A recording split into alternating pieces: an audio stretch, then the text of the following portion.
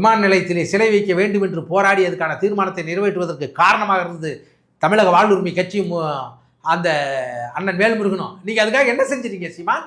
அங்கே போய் நின்று என்ன பேசுறீங்க? ஏய் நீ என்னடா தளபதி, எந்த படைக்கு தளபதி, சொறி சிறங்கு படைக்கு தளபதியான்னு கேட்குறேன். கொஞ்சம் கோட்டு படம்னு வெளியே வரும்போது என் அன்பு தம்பி ஆருயிர் இளவல் வெங்கட் பிரபு இயக்கிய என் அன்பு தம்பி ஆருயிர் அன்பு தளபதி விஜய் அப்படின்னு கடிதத்தை போட்டுட்டு உனக்கு கூட்டணி வைக்கல, உன்னை குழி தோண்டி புதைக்க வந்தவங்கங்கிறதுனால எந்த சரி பழகு கேட்குறிய நீயே?